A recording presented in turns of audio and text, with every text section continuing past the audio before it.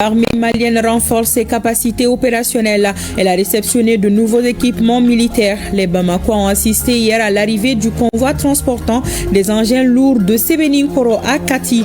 Un engagement du chef suprême des armées a donné à la Grande Muette ses lettres de noblesse. Le film de l'arrivée avec nos reporters. Ce 1er juin est célébrée la journée mondiale du lait. Cet aliment complet manque à l'alimentation de bon nombre de personnes. L'OMS recommande de consommer 60 litres par an et par personne. Le Mali est largement en deçà de ces chiffres. Année de la culture. Ce soir, zoom sur le maestro du piano, Cheikh Tidiane Seck, artiste musicien de renommée internationale avec plus de 40 ans de carrière musicale. L'artiste aux multiples surnoms alias Black Buddha, Che Guevara ou encore le guerrier tout couleur des pianos. L'enfant de Ségou est un fervent défenseur du langage musical malien à travers son afro-jazz. Il s'est confié à Cheikh Oumar Sangaré et son équipe sur ses ambitions pour la culture. Hippisme, le cheval général Sadio Camara remporte le Grand Prix de la Nation. La cérémonie s'est déroulée en présence des ministres en charge des sports et celui de l'élevage. Les temps forts en fin de journal avec Koji Sibi. Dimanche 1er juin 2025, magnifions ce qui nous reste de plus cher lorsqu'on aura tout perdu, la culture. Nous allons y consacrer une large page. Bonsoir et bienvenue dans la grande édition de ORTM1. Une fierté nationale, la fibre patriotique se réveille. Les Maliens se disent fiers de leur outil de défense. L'armée malienne renforce des capacités opérationnelles à travers l'acquisition de nouveaux équipements aux grandes dames des terroristes et leurs alliés. La population des communes 3 et 4 ont assisté hier jusque tard dans la nuit au passage du convoi des équipements militaires, un engagement du chef suprême des armées qui se concrétise. Nos reporters Tchemoro Konaté et Gaussou Ashtouri ont suivi le convoi. Voici leur reportage. L'armée malienne, animée d'une détermination jamais égalée dans l'histoire pour redonner au vaillant peuple malien toute sa lettre de noblesse. Une armée républicaine qui voit une fois de plus renforcer ses capacités opérationnelles grâce à l'appropriation de nouveaux équipements, des matériels de combat ultramodernes pour faire du terrorisme un triste souvenir au Mali. Expression d'une détermination inébranlable et incontestée à mener une lutte sanglante contre tout ennemi de la paix. Et c'est Sébening-Koro qui a servi de porte d'entrée de ces nouveaux équipements, ayant hypnotisé de nombreux concitoyens venus à l'accueil comme s'ils avaient appris la nouvelle via un communiqué officiel. Moi je suis fier ce soir d'avoir vu ces équipements qui arrivent vraiment pour renforcer les capacités de sécurité de notre pays. Nous savons tous que le pays a tant souffert du maître des djihadistes, dont nous prions le bon Dieu qu'il accompagne vraiment nos soldats afin qu'ils puissent avoir la force nécessaire afin de pouvoir vaincre vraiment l'ennemi qui est sous nos pieds. Pour le pays, je suis vraiment content de tous les efforts que l'armée est en train de faire pour ce pays. Je suis fils d'un ancien porteur d'uniforme, donc je soutiens l'armée jusqu'au fond. Non, vraiment, nous sommes déjà dans l'armée Koro, en Sewale de Kosovo. En Bessino, quand nous sommes ni de Kadani. En belle content de nous couler. Jamana de Tanya ni Kelegaminonte. Ame Asimufo, car nous faisons fou. Ali Salara Jamano Tanya, Alara Benkelema. Tiana, Ambela Jelini Soja Nunikuina, Nikoin Jara Rere, Kelegaminaway, Ninjara Rere, Anga Folibi Asimi. Amba Anofa Yara Biama, a fled Baramina now, Muso Bebar, Habibarala. Anere bora firikero la sai mgora nyeni ye chena nkontana nzuara wa anfona chaube kontana ajara ko duguno anyana rede anga mire vraiment quand contane ba rado ça c'est très bien, merci beaucoup. Vraiment ni ko fusara jamana ko ma transition vraiment we barake ha na la sona abenya inshallah. Précédemment à l'accueil à Sébening-Koro, Amadi Batili est un concitoyen déterminé à ne jamais lâcher. Nous le retrouvons une fois de plus au niveau du monument de l'indépendance, poursuivant son accueil. Nous ferons un blindé sur notre antidala. Arme malengo galong fuego ntala benyebe konva na tola benyebe arme lourd na tola benyebe blindé na tola. De Sébening-Koro à la destination finale, en passant par le boulevard de l'indépendance, partout où le convoi est passé, la population est massivement sortie pour saluer les garantes de la liberté que sont les forces armées maliennes. Des forces qui s'insurgent contre toute forme de violence chaque fois que le besoin se fait sentir.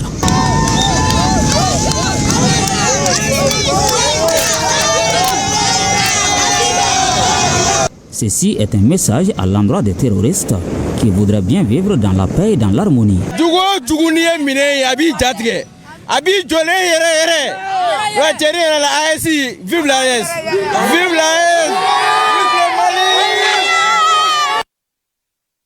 Des équipements qui seront d'un grand apport dans la formation des militaires. À Mopti, deux détachements de l'armée ont bouclé un stage de préparation opérationnelle. Ils sont désormais aguerris à mener des combats en zone urbaine. Le reportage de Boubacar Sankari. 200 stagiaires issus d'un détachement de la 6e région militaire et d'un détachement du Checha Babemba engagés dans l'opération Djama Djeko ont reçu une formation d'aguerrissement de 45 jours. La formation s'inscrit dans le cadre du renforcement des capacités des unités de l'armée de terre. C'est une formation qui a été conduite par des instructeurs venus du bataillon autonome des forces spéciales stationné à Bamako. L'objectif de cette formation, il s'agit de s'adapter en permanence au mode d'action de notre ennemi.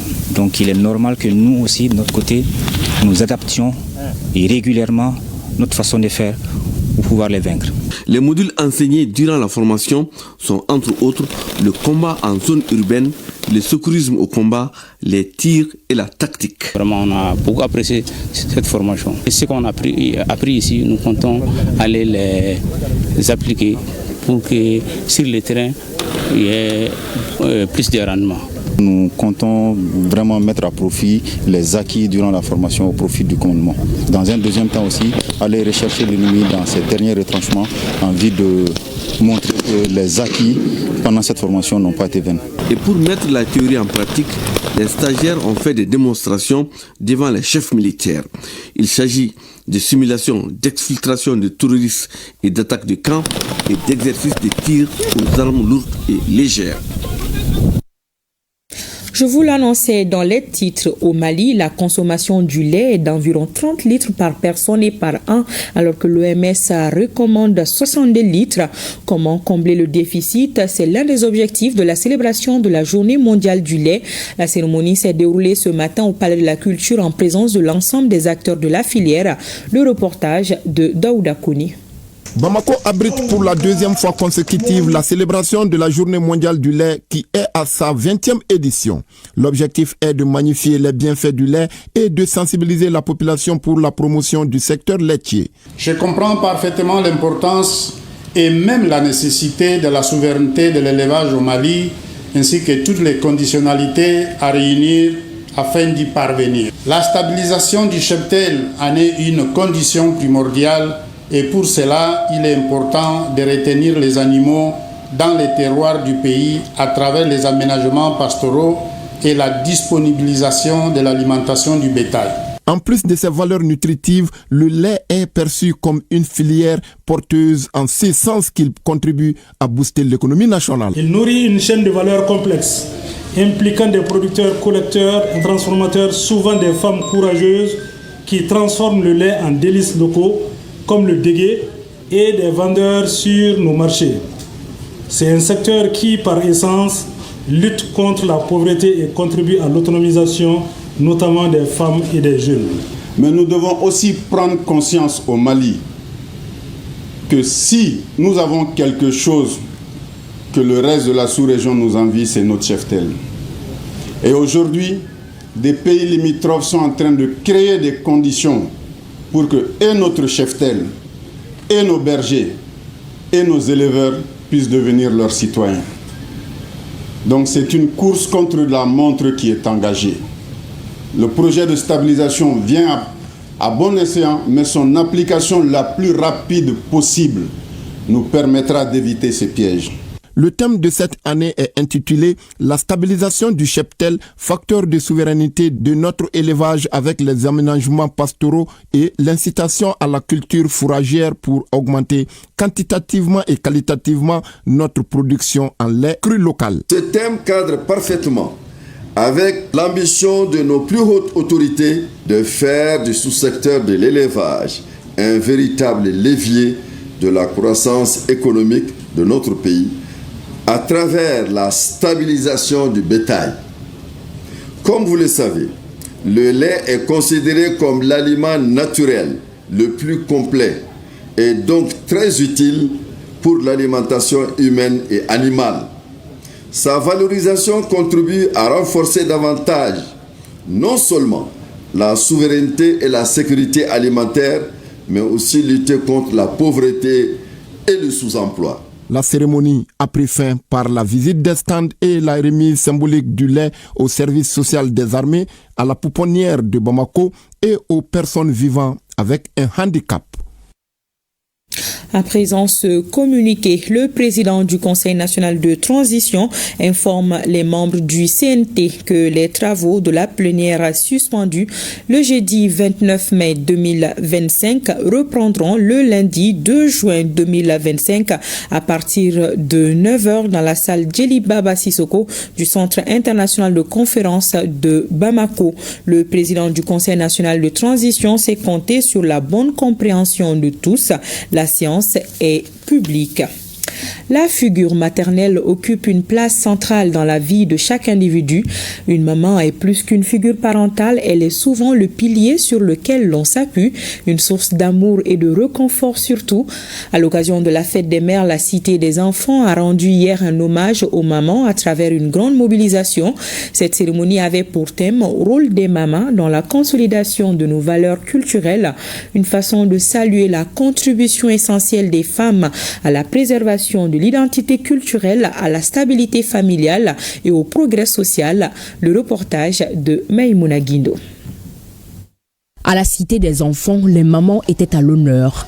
Une journée spéciale leur a été consacrée en reconnaissance de leur rôle essentiel dans la transmission des valeurs culturelles. Dans les discours comme dans les gestes, un même message. Les mères sont les premières éducatrices, les gardiennes du patrimoine immatériel et les actrices clés de la cohésion. La fête des mamans, elle est célébrée de par le monde.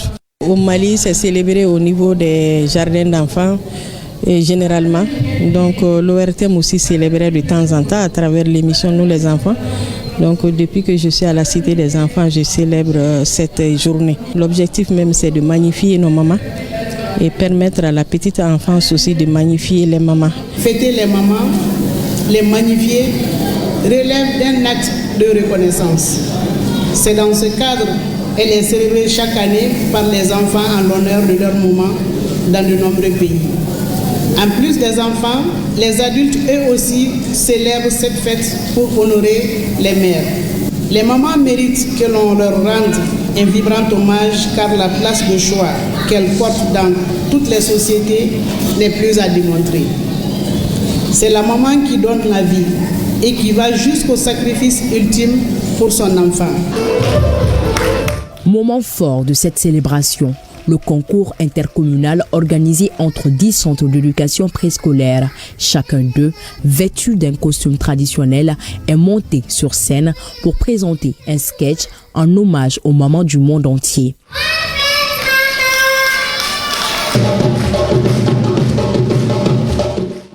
À travers ces prestations artistiques, les enfants ont exprimé avec émotion et créativité la place centrale qu'occupe une mère dans leur vie quotidienne.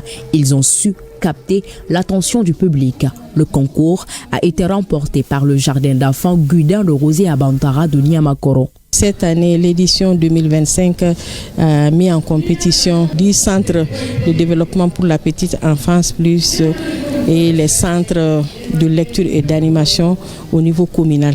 Donc c'est eux qui sont en compétition. Ça n'a pas été facile de les départager. Vous savez que les enfants n'ont pas démérité. Tous les jardins ont travaillé, mais à la Cité, c'est tout le temps comme ça. Personne ne perd. Il y a eu un travail en amont. Parce que ces jardins, ils préparent, on leur donne le thème, ils préparent. Un hommage simple mais fort qui rappelle que célébrer les mamans, c'est aussi préserver nos valeurs et renforcer le socle de notre société.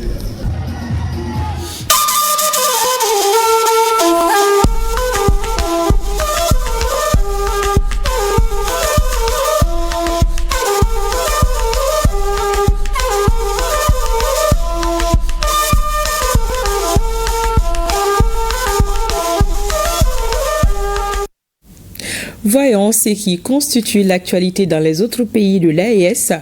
Le gouvernement burkinabé a effectué hier une visite dans le centre de production de pavés, une initiative de Faso Mebo Des membres du gouvernement sont allés encourager le personnel du lycée Philippe Zenda Kaboré.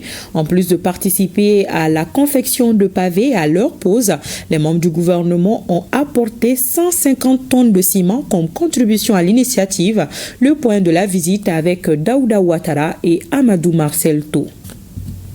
Le gouvernement presque au complet sur le site de production de l'initiative présidentielle Faso Mebo au lycée Philippe Zenda Kaboré. Après le respect des consignes protocolaires et sécuritaires, les membres investissent les différents ateliers et magasins de stockage pour mieux s'approprier les différentes étapes de la chaîne de production des pavés et autres travaux entrant dans la mise en œuvre de l'initiative.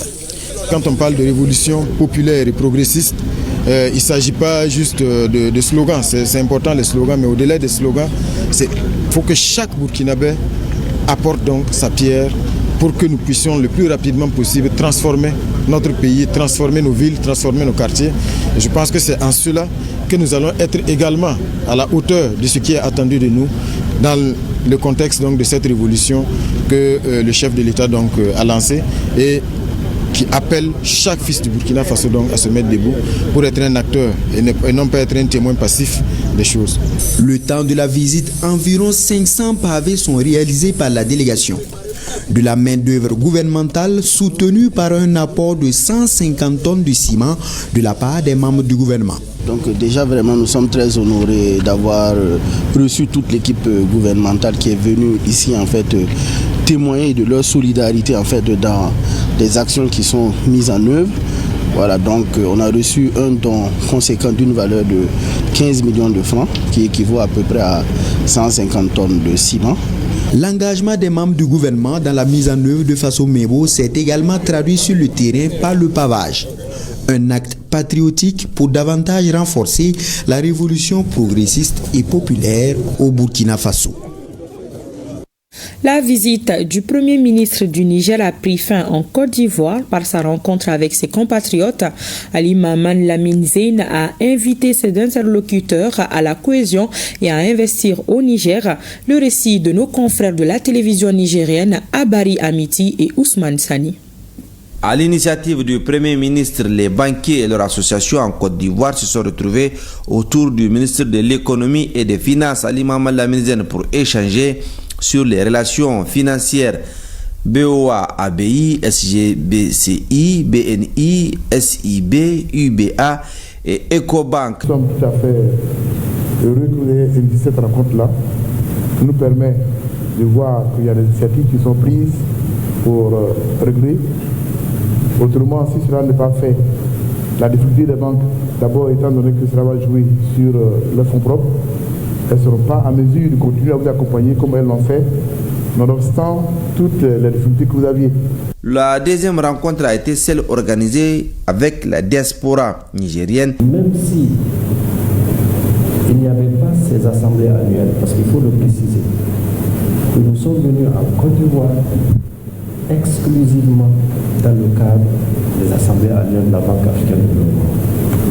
On n'est pas venu pour autre chose. Si moi je suis à Abidjan et que je peux aller le voir pour que vous, les Nigériens qui vivez en Côte d'Ivoire, vous ne soyez pas inquiétés, je l'aurais fait. Vous aurez votre mot à dire. Vous serez appelés à venir investir au Niger. On est en train de prendre toutes les dispositions pour faciliter. Je crois que ceux qui sont venus avant, le chef de l'État, lui-même suit, donc on prend des dispositions sur le plan de la fiscalité, sur le plan d'amélioration du cadre d'investissement. Par ailleurs, le Premier ministre, ministre de l'économie et des finances, Ali Maman Lamine Zeyn, a reçu en audience la ministre ivoirienne de l'économie, du plan et du développement, Nialé Kaba. Les Nigériens travaillant au niveau de la BAD ont rendu eux aussi une visite de courtoisie au Premier ministre avec qui ils ont échangé cordialement.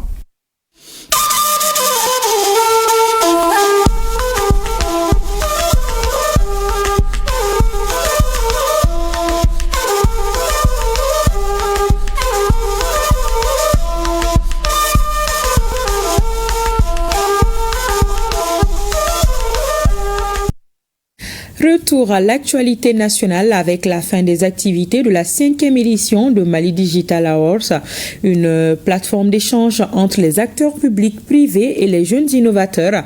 À l'issue des travaux, les experts ont recommandé la création d'un écosystème numérique inclusif et durable, ce qui devra permettre, selon eux, de renforcer la synergie entre l'État, le secteur privé et les partenaires techniques et financiers. Le reportage de Youssouf Diakité.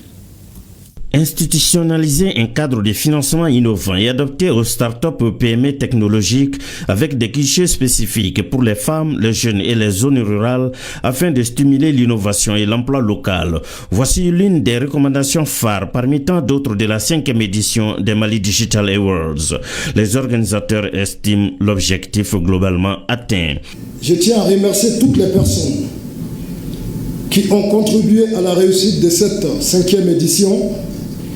Les jeunes entrepreneurs qui ont pitché leurs idées avec courage, ici même hier, les experts et formateurs qui ont partagé leurs connaissances, les partenaires qui ont cru en ces projets. Nous ouvrons surtout une nouvelle étape, celle d'un Mali qui affirme son rôle dans l'Afrique numérique.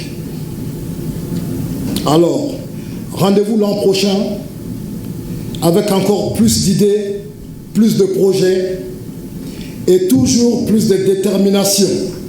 Placé sous le haut parrainage du ministère de la Communication, de l'économie numérique et de la modernisation de l'administration, les autorités maliennes rassurent que les Mali Digital Awards sont désormais une opportunité de rencontre, d'affaires et de promotion de l'écosystème numérique dans toutes ses dimensions. Les MDA sont devenus aujourd'hui un des éléments importants en termes d'événements dans le cadre de l'écosystème du numérique.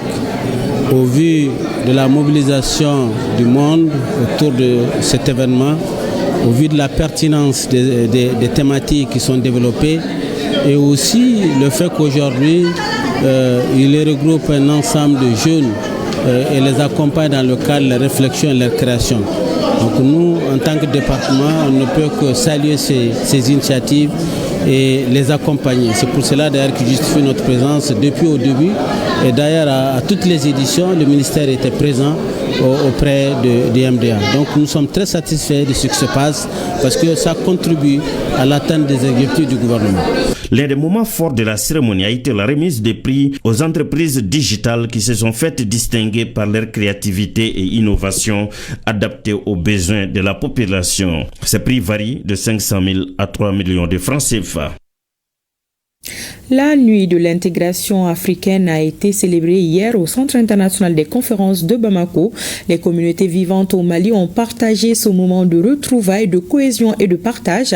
Cette manifestation boucle ainsi les activités de la semaine de l'intégration africaine organisée par le ministère de tutelle. Le reportage de Aliou Abdoulaye Touri.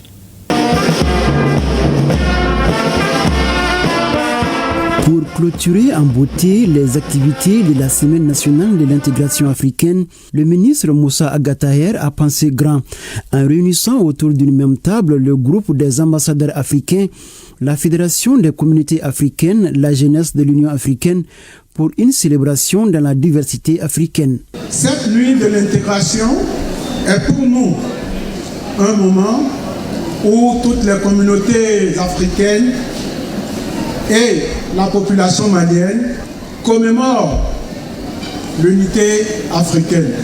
La doyenne des ambassadeurs africains a tenu à rendre hommage au Mali pour son hospitalité légendaire, le Djatigia, preuve d'une solidarité africaine, dit-elle, avant de féliciter la décision historique du chef de l'État qui a décrété 2025 année de la culture. Nous apprécions à sa juste valeur la déclaration du gouvernement malien de l'année 2025, année de la culture au Mali. Cette déclaration est un symbole fort qui vise à valoriser, protéger et promouvoir le riche patrimoine du pays, tout en affirmant son rôle central dans la construction de l'identité nationale et la cohésion sociale.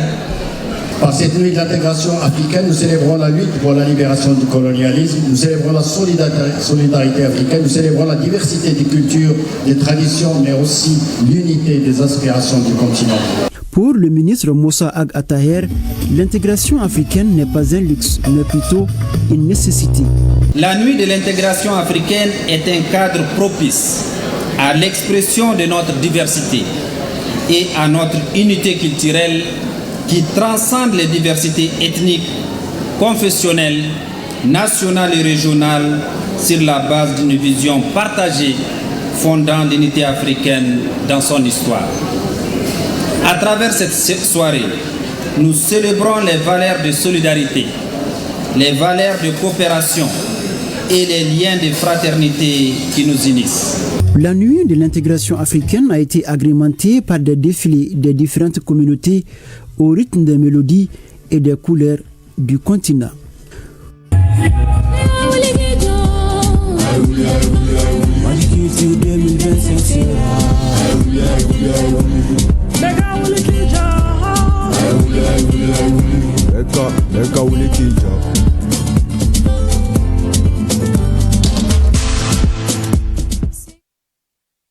Et nous ouvrons une large fenêtre sur la culture.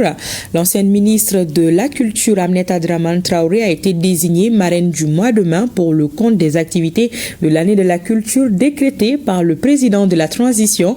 Après un mois d'activité, elle a animé hier à Missira une conférence débat sur le thème « Demain, le Mali, culture, éthique, esthétique, paix et réconciliation à l'échelle locale ». Les temps forts dans ce reportage signé Moussa Kamara. Un public curieux et passionné à la découverte de la programmation de l'année de la culture au Mali. Devant ce public, la marraine du mois de mai développe les thèmes suivants. Demain, le Mali, culture éthique, esthétique, paix et réconciliation à l'échelle locale. Je pense que c'est une approche systémique qui consiste à rappeler que tout est lié. C'est une démarche systémique et l'éthique est essentielle. L'esthétique importe beaucoup. Qu'il s'agisse de soi, de son environnement, son cadre de vie. Et les gens prennent généralement soin d'eux-mêmes, de leur corps. Mais moi j'aimerais qu'on en fasse autant pour le cadre de vie. Au-delà du thème de la conférence, le lieu avait tout son sens. Les organisateurs ont choisi le centre Amadou Hampâté-Bâ, une occasion pour les représentants de l'UNESCO Mali de rappeler l'humanisme du sage de Badiangara. Amadou Hampâté-Bâ, ce que j'ai compris et ce que j'ai lu, c'est un homme de parole, c'est un homme de paix, c'est un homme de culture. Et il fut également un pont entre les traditions africaines et le monde moderne, entre la sagesse des anciens et les aspirations de la jeunesse. Et il y avait chez lui surtout une vision qui est celle du monde réconcilié en lui-même, où la diversité culturelle, l'humanisme serait une vision, mais également doit être portée par l'ensemble de la population. L'événement a rassemblé acteurs culturels et universitaires. À travers cette conférence, les initiateurs veulent éveiller les consciences sur les enjeux cruciaux liés à la transmission et à la valorisation du patrimoine culturel malien. Une satisfaction pour les autorités. Le programme Année de la culture, c'est un programme qui vise à faire de la culture un puissant levier de transformation sociale de notre pays, qui va inscrire notre pays dans une dynamique de revitalisation de nos territoires. Et nous sommes dans notre territoire de Missira aujourd'hui. Et aussi, l'occasion est belle parce que Ami et ses collègues font un travail extraordinaire de revitalisation. Donc quand elle m'a parlé de son initiative, de son projet, de ses idées, je disais qu'on s'est tout de suite entendu que c'était la vision du président du Mali. Dr Aminata Dramane Traoré et les autres intervenants ont lancé un vibrant appel aux acteurs culturels et aux Maliens afin de s'intéresser davantage à l'année dédiée à la culture. Après la marraine du mois de mai, bienvenue au parrain du mois de juin qui a débuté ce dimanche. Il s'agit de Cheikh Tidiane Seck, le virtuose du piano. Il a derrière lui plus de 40 ans de carrière musicale. Ce septuagénaire est un monument, une bibliothèque pour la nouvelle génération. Claviériste, enseignant, chef d'orchestre, arrangeur. Black Buddha, comme l'appellent affectueusement les siens, s'est confié à Cheikh Oumar Sangaré sur ses ambitions pour le rayonnement de la culture malienne. Suivons son portrait.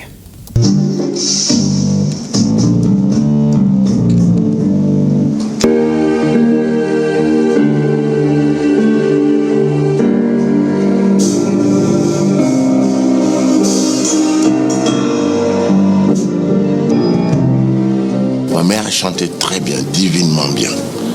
Elle a même formé de très grandes chanteuses aussi. Fier de sa mère, à son tour, il nous rend fiers tant il jouit d'un talent exceptionnel, même du haut de ses 73 ans. Cheikh Tidiane Seck est un auteur, compositeur, arrangeur et producteur de musique affectueusement appelé Black Buddha. Après un bref séjour à Bobo Dioulasso au Burkina Faso, le natif de Ségou commence sa vie scolaire à Sikasso, l'école A, celle d'Mpessoba et l'école de la mission catholique du Kénédougou où il croise son instrument de prédilection. Ma première base et ma rencontre avec le clavier et le piano, ça a été dans ce couvent-là. C'est là-bas que j'ai rencontré l'harmonium. Il y avait une sœur espagnole qui m'a appris, qui m'a initié au solfège. Do, ré, mi, fa, sol, la, si, do, la clé de fa, la clé de sol, ainsi de suite. Ensuite, Cheikh Tidiane Seck fréquente l'Institut national des arts INA entre 1971 et 1975. Ironie du sort, il choisit les arts plastiques tout en étant accroché à son destin musical. L'homme est un pionnier de la musique d'orchestre du Mali. Pour preuve, il a traîné son piano à l'Inastar, au Ray-Ban du Buffet Hôtel de la Gare, au Badema National, au sein des ambassadeurs du Motel et autres coulées stars de Koutchala. En septembre 1985, Cheikh Tidiane part s'installer à Paris et se révèle vite comme l'un des meilleurs en jam session et en live.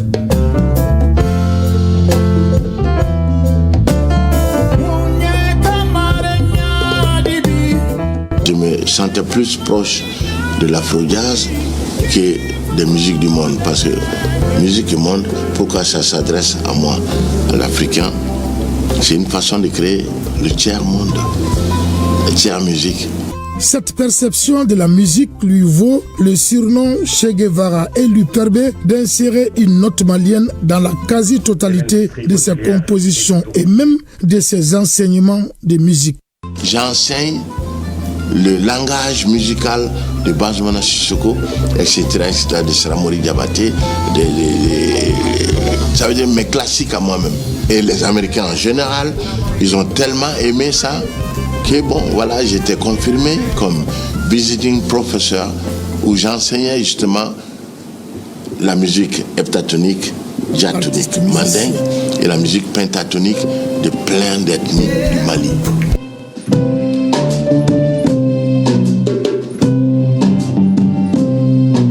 Sur son instrument à percussion, le septuagénaire se plaît à interpréter les grands titres du patrimoine musical malien. Cela dans une grande modestie et une parfaite complicité avec différentes générations de musiciens.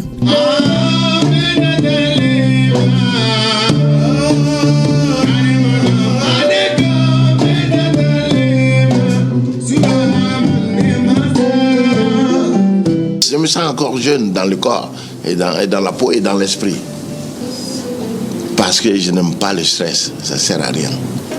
Ça ne fait que te tirer vers le bas. Dans sa cinquantaine d'années de carrière, Cheikh Tidiane a su mélanger les gammes africaines et occidentales. Cela lui a valu des featuring avec des grands noms de la musique et sur les plus grandes scènes comme ici à Vienne en Autriche.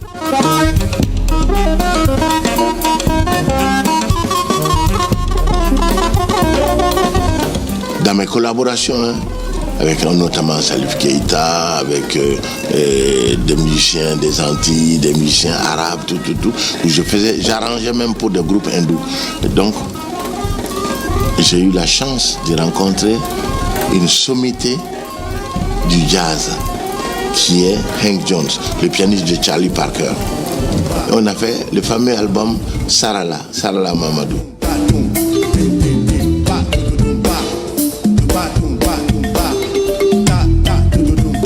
J'ai commencé par la voix, d'abord, la guitare, et j'ai joué pendant plus de 10 ans, 18 ans, je dirais même, les Dundumba aussi, nous superposés. J'étais bassiste. Et il y a un album à moi qui s'appelle Guerrier. J'ai fait tout l'album où je joue tous les instruments, pas programmé, joué.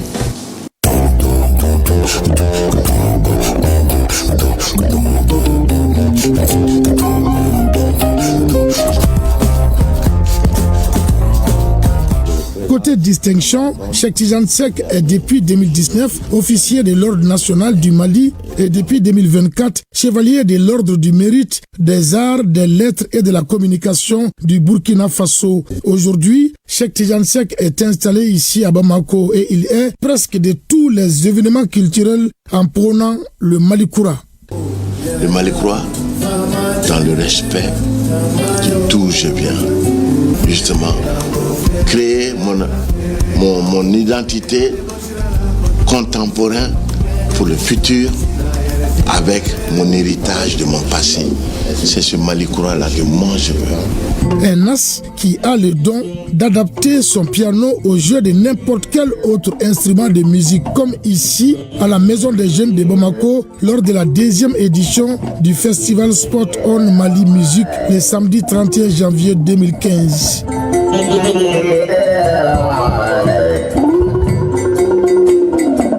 Une jam session dans laquelle le tama et le piano se parlent.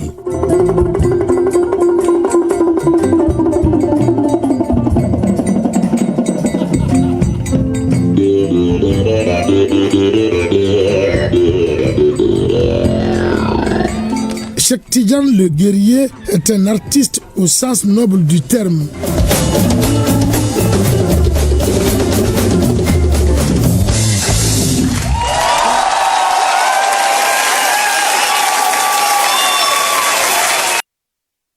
Et oui, Cheikh Oumar Sangaré est un artiste qui a plus d'un tour dans son sac. Le festival Triangle du Balafon reprendra très bientôt à Sikasso, bastion de cet instrument mystique, après plus de 7 ans d'interruption. Ce rendez-vous culturel, au-delà de son caractère de promotion du Balafon, était un facteur de brassage.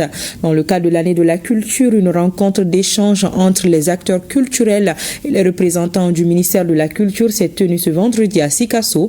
Le reportage de Sekou Konati. Absent depuis 2017, alors qu'il commençait à s'imposer dans l'agenda culturel national, le festival Triangle du Balafon se veut un espace de brassage, de communion, de fraternité entre pays frères et amis, et aussi de promotion de cet instrument à planche présent dans nombre de communautés culturelles du Mali et au-delà des frontières. Cela sous plusieurs variantes. Sa reprise est la réponse à un souhait exprimé par les populations à la faveur de la décision du président de la transition, le général d'armée Assimi Goïta, de faire de l'année 2025 celle de la culture. La vision du président de la transition, le général d'armée Assimi Goïta. Également, une certaine connaissance du terrain, c'est-à-dire la revitalisation territoriale. C'est ça, dans le décret de l'année de la culture, il y a cela. Donc, avec le ministre en charge de la culture, il a été décidé par nos autorités de faire vivre la région de Sikasso, cette activité, cette grande activité qui est le triangle du Balafon. On avait la nostalgie de notre triangle festival du Balafon et vraiment vu la situation du pays, on n'a pas pu l'organiser. Et si aujourd'hui les autorités ont demandé de l'organiser, vraiment c'était un honneur pour la région de prendre ça en charge et vraiment de faire tout ce qu'on peut faire pour que vraiment l'événement soit vraiment à l'actif de tout le monde. Il s'agit donc au cours de cette rencontre qui regroupe tous les segments de la région de partager les attentes fortes des autorités en charge de la culture quant au bien fondé de cette activité culturelle qui va vivre sa 9e édition. D'abord, l'appropriation de la population de Sikasso, ça a été fait. Nos attentes, c'est l'appropriation maintenant de tout le peuple malien par rapport autour de cet événement, parce que c'est un événement qui va réunir beaucoup de pays, beaucoup de personnalités et beaucoup d'hommes de culture autour d'un instrument qui est le balafon. Du 9 au 11 octobre donc, Sikasso vibrera au rythme du balafon, une dynamique que la région salue. C'est un moment de communion, c'est un moment de partage, c'est un moment de réflexion sur notre culture, sur les fondamentaux. Pour qui connaît l'importance du balafon pour la région de Sikasso d'abord, ensuite pour le Mali, je pense que c'est un événement et en tout cas une annonce qui est la bienvenue. Il faut rappeler que la dernière édition du festival Triangle du Balafon, c'était en 2017 et avait enregistré la présence de 8 pays. À présent, découvrons un pan de la culture nomade, l'exposition des objets d'art, des jeux ludiques et une série d'activités organisées par l'Association pour la promotion de la culture nomade. L'objectif est de transmettre à la nouvelle génération le riche patrimoine nomade. Depuis la capitale du Sergem, nous retrouvons Fousseini Samake et Yacouba Kone. La culture est ce qui nous reste lorsqu'on a tout perdu. C'est pour mettre en lumière la culture nomade que l'Association pour la promotion de la culture nomade dans la région de Taoudéni organise cette journée de valorisation de la culture nomade. Une journée visant non seulement l'exposition des anciens objets en voie de disparition, mais aussi montrer aux jeunes nomades leur utilité et leur utilisation.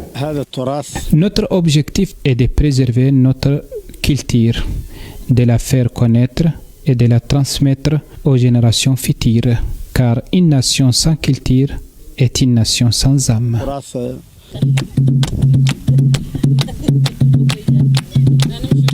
La journée a été marquée par des démonstrations de jeux de Skell ou Abe, un jeu de vigilance et de souplesse réservé aux enfants et le jeu de Zama pratiqué par les adultes.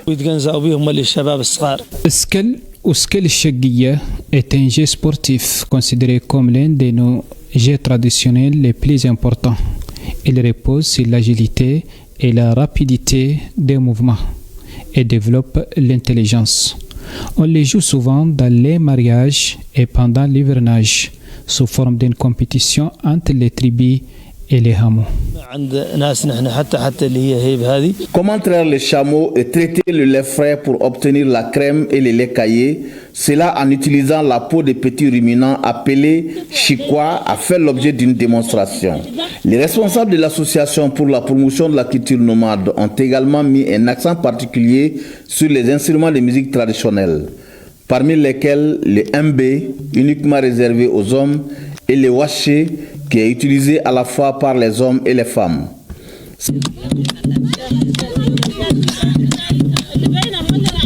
Selon les conservateurs de la tradition nomade, ces pas de danse anciennes sont exhibés lors des mariages et au retour des azalaï, caravanes des chameaux. Nous, en tant que jeunes, on accorde une grande importance à la culture parce que c'est notre première identité quand même. C'est la première identité d'un peuple. C'est aussi un devoir. Et nous, en tant que jeunes, et j'en appelle aussi aux jeunes, de préserver cette culture et d'essayer de tout faire pour ne pas la laisser à la merci des autres. De ce que contient la tente, chaque chose a sa signification, chaque chose joue un rôle dans la vie du nomade, chaque chose constitue par exemple un bien dont le nomade ne peut pas s'associer, qui explique son histoire, sa culture, sa religion et même l'école. Tu as vu à côté de la tente, il y a une petite école coranique. Cette promotion de la culture nomade s'inscrit dans la vision du chef d'État qui a décrété l'année 2025, année de la culture au Mali. Les activités de cette année dédiées à la culture s'achèveront par la phase nationale de la Biennale artistique et culturelle prévue en décembre à Tombouctou. Ce soir, nous sommes allés à la rencontre de certains acteurs de la semaine locale artistique et régionale. Il s'agit de Tandina Bintou Garba. Cette sexagénaire a contribué à la formation de nombreux artistes. Aujourd'hui, elle est considérée comme une ambassadrice de la culture songoï. Il faut préciser que Bintou Garba a été première en solo à la Biennale artistique de 1988. C'est un dossier réalisé par Saloum Konaté et Alou Koulibaly. Native de la cité des 333 saints, Madame Tandina Bintou Garba n'est plus à présenter sur le plan musical. Inspirée par des grands artistes du Nord comme Aïra Arbi, Amadou Talfidje dit Hermali, j'en passe. Cette virtuose de la musique du Nord a fait ses preuves depuis l'école où elle était première dans les chants en classe. Ainsi, l'artiste participe pour la première fois à la Biennale artistique et culturelle de 1988. Événement mémorable qu'il a fait découvrir au grand public. Depuis l'école, mes maîtres de musique appréciaient mes chansons. Et à chaque fois, j'étais la dernière à chanter. Depuis lors, je me suis accrochée à la musique. Je n'ai pas hérité de la musique dans ma famille. Lors des semaines régionales et les compétitions interquartiers, j'ai été sélectionnée comme soliste pour représenter mon quartier. Après cela, on m'a amenée à la semaine régionale où j'ai été la première dans mon solo. En 1986, j'ai participé à la biennale où j'ai chanté les solos, les titres Bitar Bota, Nelson Mandela. Auteur de plusieurs titres, Bintou a représenté le Mali sur des scènes à l'étranger. Sa polyvalence lui a permis de s'imposer dans le domaine artistique. Elle chante et joue à la fois le violon traditionnel.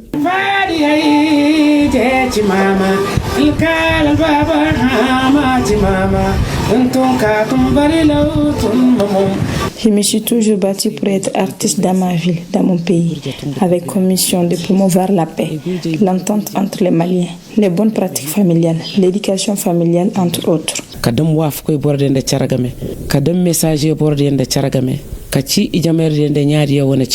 Le choix de 2025 comme année de la culture par le président de la transition est salué par la reine de la musique du Nord.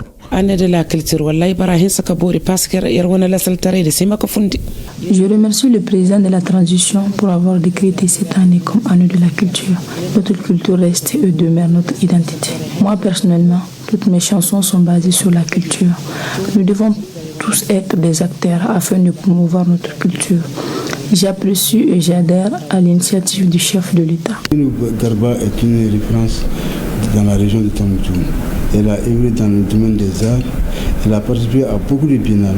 Elle fut meilleure soliste de la région. Bintou Garba a eu à encadrer beaucoup de jeunes de la région de Tombouctou, surtout les Lodja, les Koua Traoré, les Flexi, et ainsi de suite. Donc elle a eu à encadrer tout ceci. Elle constitue une référence, même si elle n'a pas eu les mêmes exploits que Ali Farka Touré. Vraiment, elle a été une référence au niveau de la région de Tombouctou. Agent de la santé au CCRF de Tombouctou, Bintou Garba ménage bien ses activités professionnelles par rapport à ses loisirs.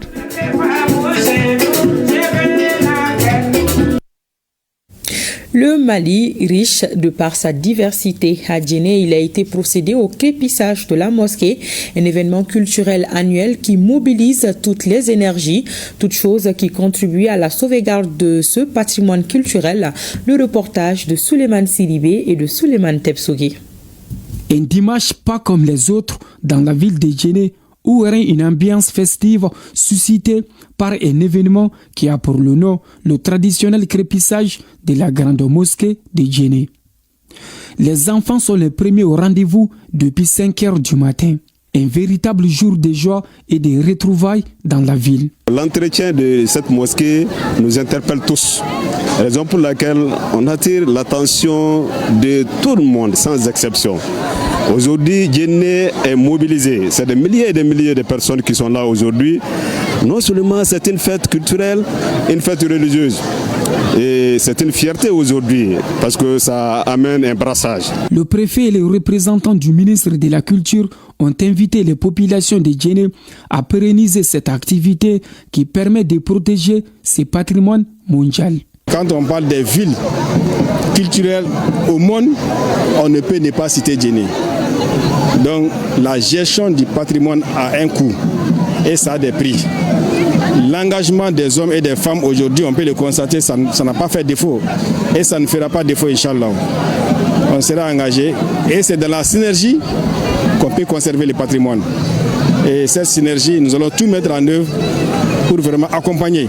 L'accompagnement de l'administration ne fera pas défaut. Le crépissage annuel est une activité très ancienne et ça fait partie de l'identité culturelle des populations de Djenné. Donc ce n'est pas une chose nouvelle, ça fait partie de l'identité culturelle, ça fait partie de tout ce qui est culture liée à l'inscription du bien culturel villes anciennes de Djenné. Je voudrais encore une fois inviter les populations de Djenné à renforcer davantage l'information, la sensibilisation et à mieux protéger ces sites du patrimoine culturel. Le chef de village et l'imam de la grande mosquée saluent les autorités et les partenaires qui s'investissent chaque année pour la réussite de cet événement. Et si quelqu'un a consacré sa vie à la promotion de la culture malienne, c'est bien Maurice Soumano, un as de la parole, un animateur chevronné.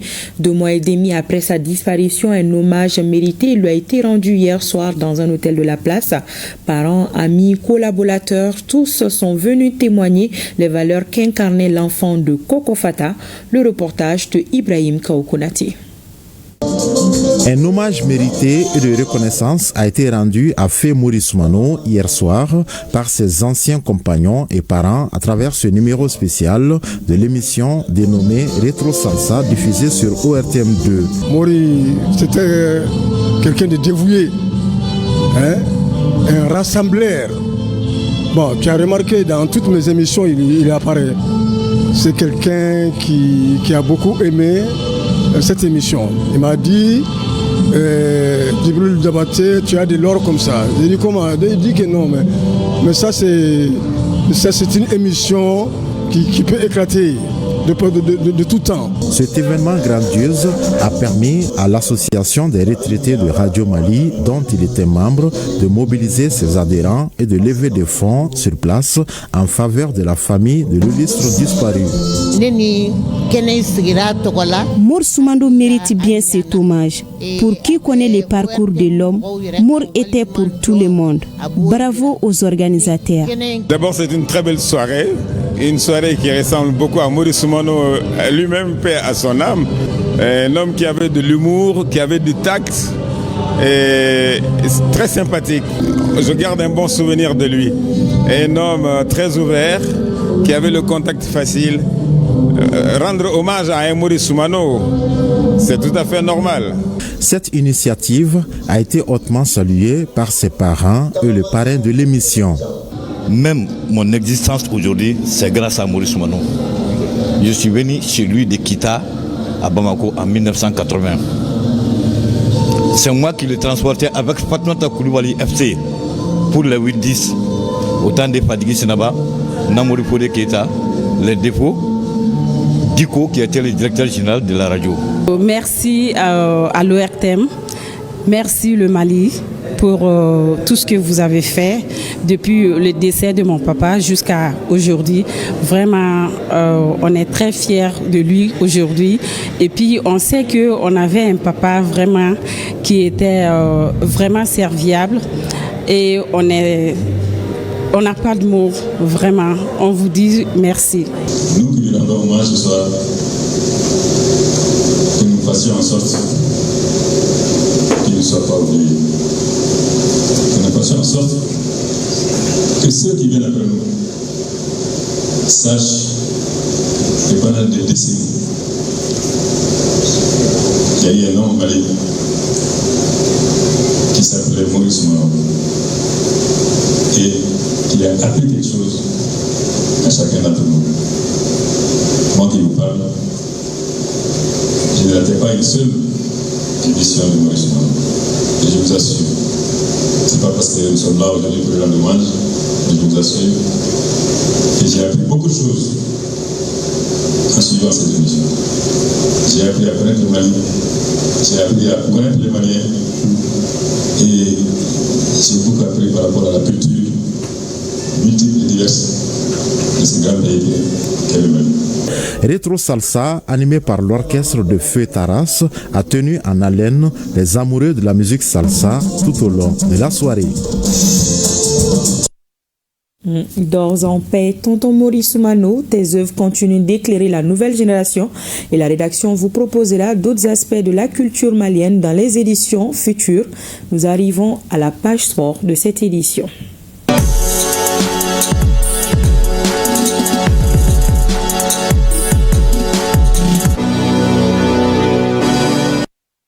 Et oui, c'est l'heure du sport dans cette édition. Koji Sibi vient de nous rejoindre. Bonsoir. Bonsoir Awama, bonsoir à tous.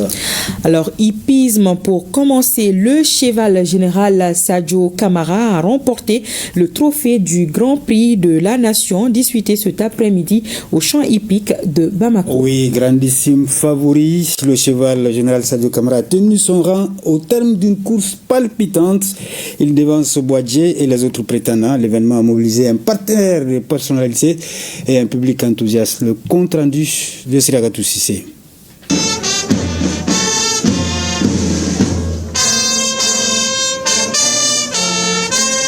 Du beau monde au champ hippique de Bamako pour le Grand Prix de la Nation.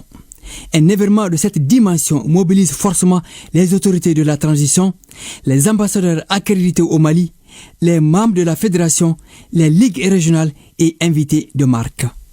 La première course, 13 chevaux, est réservée au demi-crack A sur une distance de 2400 mètres et remportée par le cheval 12-12, suivi d'Ala Kabo et de Baddington, tous de la Ligue de Bamako.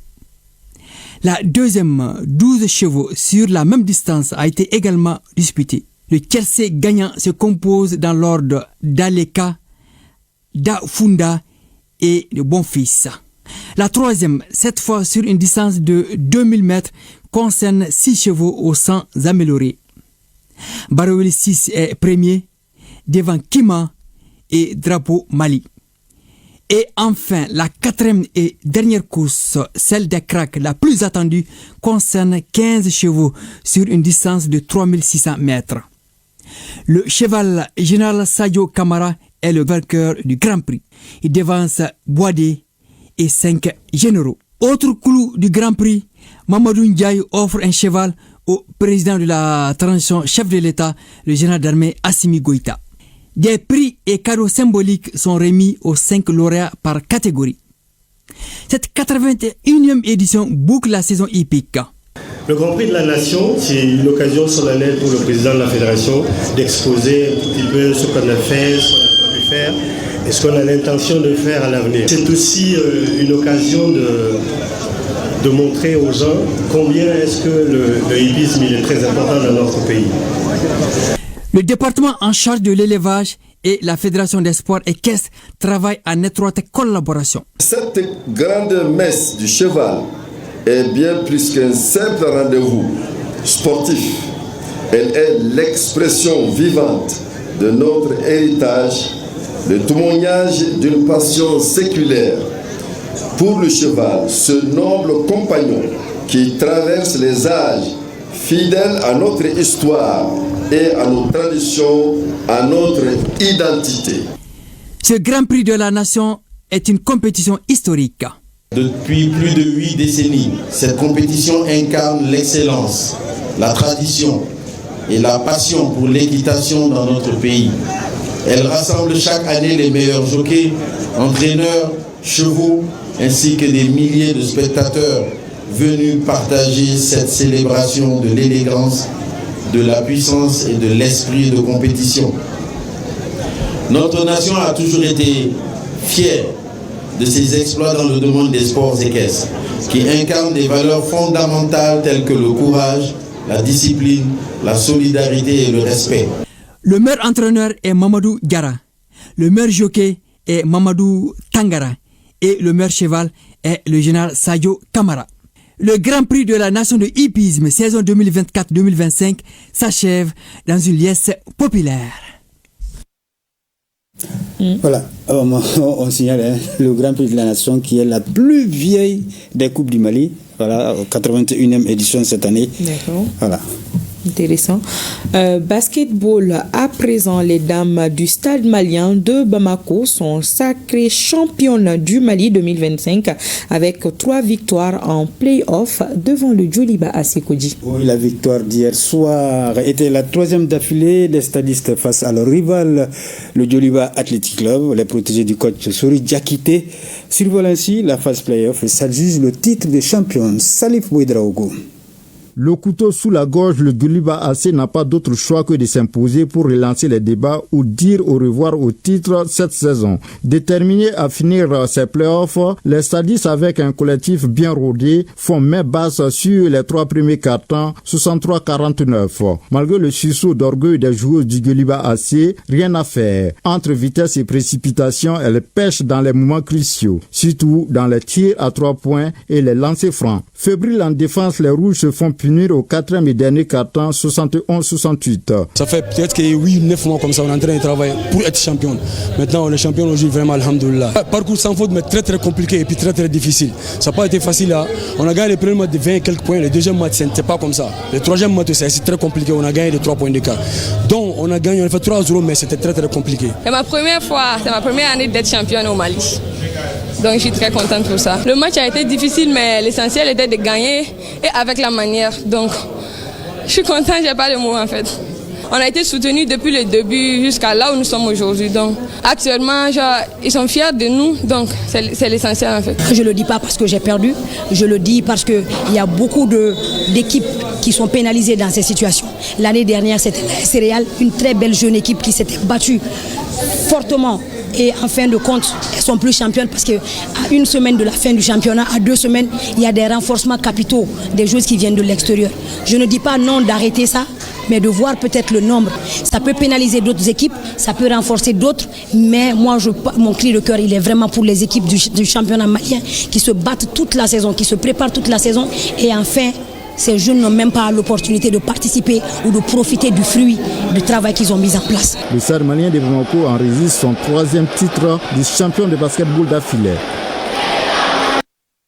Voilà, c'est donc pour la 3e année consécutive que le Stade malien de Bamako est donc champion chez les dames. Et bravo aux dames du président Moustapha Touré. Et par contre, il faut attendre demain soir pour savoir qui du CRBT, entendez par là le centre de référence basket de Tombouctou au stade malien de Bamako, décrochera le titre de champion du Mali. Oui, c'est le suspense total. Les 2 équipes sont à 2 victoires partout. Tenez-vous bien, on va voir les images du match de ce soir. Voilà, vous voyez les paniers. En tout cas, que les uns et les autres sont en train de mettre dans une certaine détermination pour pouvoir avoir le gain de la partie. On va signaler donc la rencontre de ce soir. Le Stade malien avant était mené par 2 victoires à 1 et c'était une occasion pour le Stade malien d'égaliser.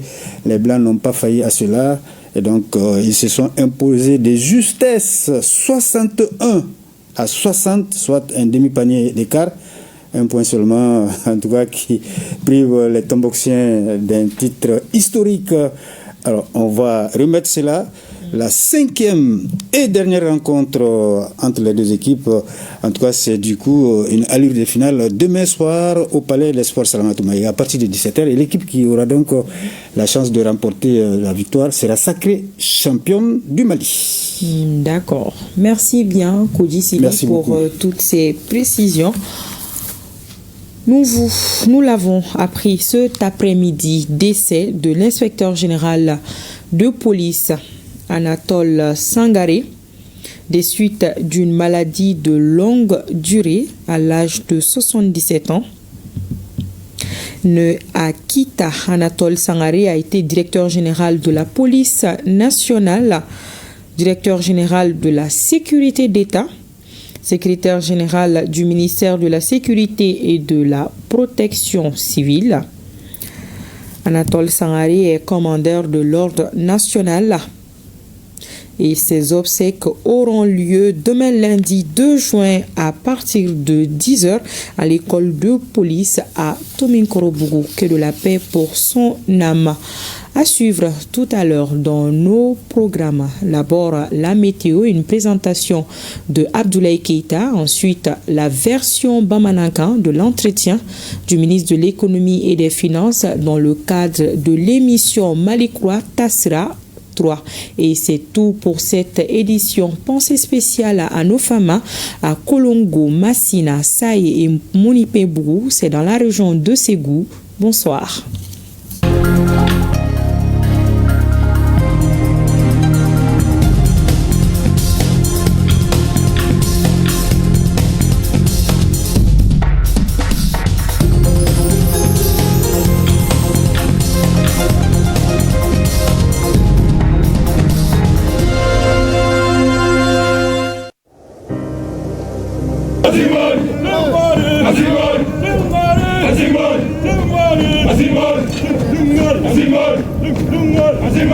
Nous laissons derrière nous tout ce que nous avons de plus cher.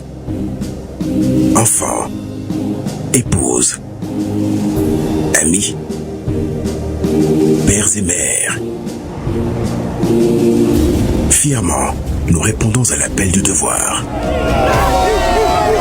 Pour que les déplacés et les réfugiés rentrent à la maison.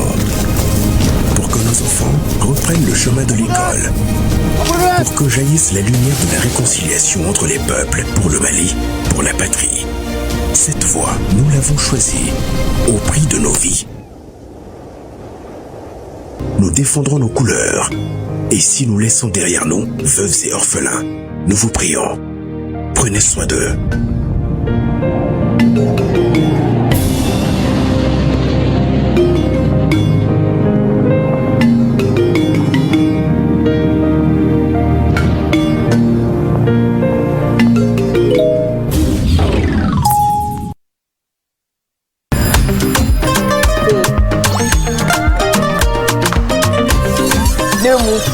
Ka sababu kɛ kɔfɛ banbali bɛ ne kun n bɛ surfe dante min na ani move ka dɔgɔkun o dɔgɔkun lajɛli jabo